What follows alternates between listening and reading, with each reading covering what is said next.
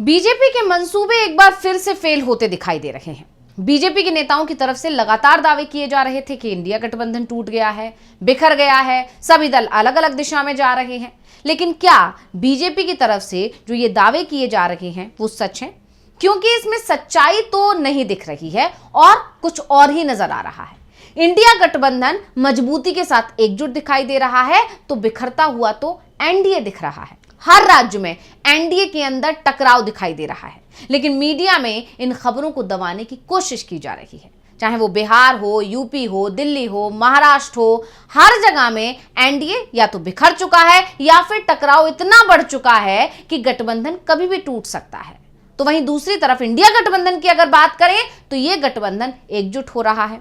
अब दिल्ली चुनाव को लेकर बीजेपी नेता लगातार ये दावा कर रहे थे कि आम आदमी पार्टी और कांग्रेस का गठबंधन टूट गया है, दोनों ही दल अब एक साथ नहीं आएंगे। लेकिन अब जो खबर आ रही है वो बेहद चौंकाने वाली है। कांग्रेस और आप के बीच एक बार फिर से गठबंधन हो गया है। दोनों ही दल एकजुट होकर चुनाव लड़ने की तैयारी कर रहे हैं। 29 जनवरी के बाद कांग्रेस और आम आदमी पार्टी के बीच गठबंधन का ऐलान हो जाएगा और दोनों ही दलों की तरफ से संयुक्त उम्मीदवार भी उतार दिया जाएगा। तो आज हम कांग्रेस और आप के गठबंधन को लेकर ही अपनी इस स्पेशल रिपोर्ट में करेंगे बात। नमस्कार, मैं हूं अंशिता। आम आदमी पार्टी और कांग्रेस के बीच गठबंधन होने वाला है। दोनों ही दल साथ मिलकर चुनाव लड़ने वाले हैं और इस खबर ने बीजेपी की अब नींद उड़ा दी है। यानी जैसे ही ये खबर आई, बीजेपी खेमे में तो खलबली ही मच गई है, क्योंकि बीजेपी अभी तक ये सोचकर चल रही थी कि आम आदमी पार्टी और कांग्रेस के वोट आपस में बट जाएंगे और उम्मीदवार जो होगा वो बीजेपी का चुनाव जीत जाएगा। यानी दो लोगों की लड़ाई में फायदा बीजेपी उठा ले जाएगी। लेकिन बीजेपी की इस सोच को आम आदमी पार्टी और कांग्रेस ने पूरी तरह से नाकाम कर दिया है, क्योंकि बीजेपी अब चुनावी मैदान से ही बाहर होती भी दिखाई दे रही है। दरअसल बात हम चंडीगढ़ में हो रहे मेयर चुनाव की कर रहे हैं।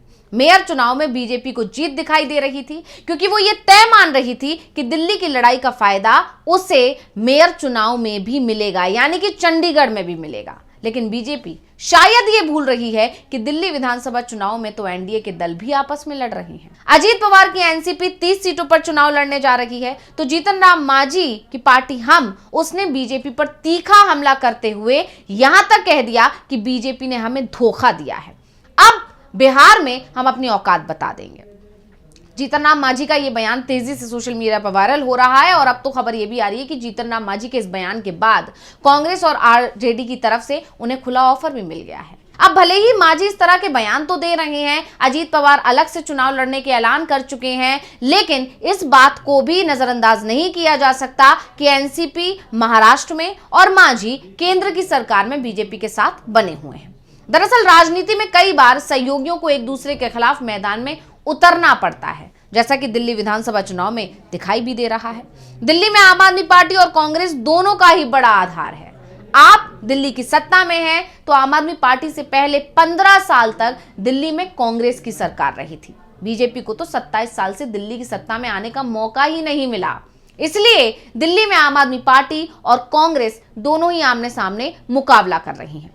कुछ वैसे ही जैसे कि लोकसभा चुनाव में पंजाब में ये दोनों पार्टियां आमने सामने थी और आमने सामने चुनाव लड़कर इन्होंने पंजाब में बीजेपी को शून्य पर समेट दिया था। और अब दिल्ली विधानसभा चुनाव को लेकर भी कुछ ऐसा ही दावा किया जा रहा है और ये दोनों पार्टियां चंडीगढ़ निगम में गठबंधन बनाकर चुनाव लड़ेंगी। तो ये बात बीजेपी को भी पता है कि इंडिया गठबंधन ऐसी स्थिति में क्लीन स्वीप कर जाएगा।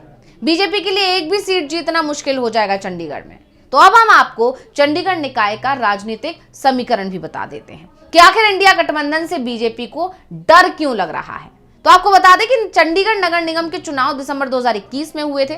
35 सदस्यों वाली निगम में आपको सबसे ज्यादा 14 सीटों पर जीत मिली थी, जबकि बीजेपी को 12 और कांग्रेस को 8 सीटें मिली। एक सीट अकाली दल बादल के हिस्से आई। चंडीगढ़ में मेयर, सीनियर डिप्टी मेयर और डिप्टी मेयर का चुनाव हर साल होता है और पार्षद इनके लिए वोटिंग करते हैं, जिसमें 35 पार्षदों के अलावा एक वोट सांसद का भी होता है। शुरुआत के 3 साल तक बीजेपी सांसद और एक अकाली दल के पार्षद की मदद से मेयर सहित तीनों सीटों पर जीत हासिल करती रही। इस बीच दल बदल का खेल भी चला। बीजेपी के पार्षदों की संख्या 12 से बढ़कर 15 हो गई, तो आम आदमी पार्टी के पास 13 रह गए और कांग्रेस के पास 7 पार्षद ही बचे। लेकिन 2024 में जब आम आदमी पार्टी और कांग्रेस ने गठबंधन किया तो बीजेपी के हाथ से पहली बार चंडीगढ़ की सत्ता फिसल गई। आम आदमी पार्टी के कुलदीप कुमार मेयर बन गए। वैसे ये चुनाव चर्चाओं में भी रहा था। जब आपको याद होगा, चुनाव अधिकारी अनिल मसीह का एक वीडियो तेजी से वायरल हुआ था, जिसको लेकर ये दावे किए जा रहे थे कि उन्होंने आम आदमी पार्टी के पक्ष में गिने जाने वाले 8 वोट रद्द कर दिए थे और बीजेपी के उम्मीदवार को जीत घोषित कर दी थी। लेकिन जब मामला सुप्रीम कोर्ट पहुंचा तो सुप्रीम कोर्ट ने चुनाव अधिकारी को जबरदस्त फटकार लगाते हुए जो वोट रद्द किए गए थे उन्हें मान्य घोषित करके आप उम्मीदवार को जीता हुआ घोषित कर दिया था। ऐसे में एक बात तो साफ है कि इस बार जिस तरह से चुनाव अधिकारी के सहारे वोटों के घोटाले की कोशिश हुई थी वो नहीं होगी, क्योंकि अब चंडीगढ़ की सांसद सीट बीजेपी की जगह कांग्रेस के पास आ गई है। अब चंडीगढ़ से कांग्रेस के मनीष तिवारी सांसद हैं। ऐसे में इंडिया गठबंधन के पास 21 वोट हैं, जबकि 15 वोट बीजेपी के पास हैं। और अब जब इस बार चुनाव होने जा रहा है तो चंडीगढ़ में आम आदमी पार्टी और कांग्रेस के बीच गठबंधन का ऐलान हो चुका है। बस ये तय होना है कि मेयर किस दल का होगा और सीनियर डिप्टी मेयर और डिप्टी मेयर किस दल का होगा।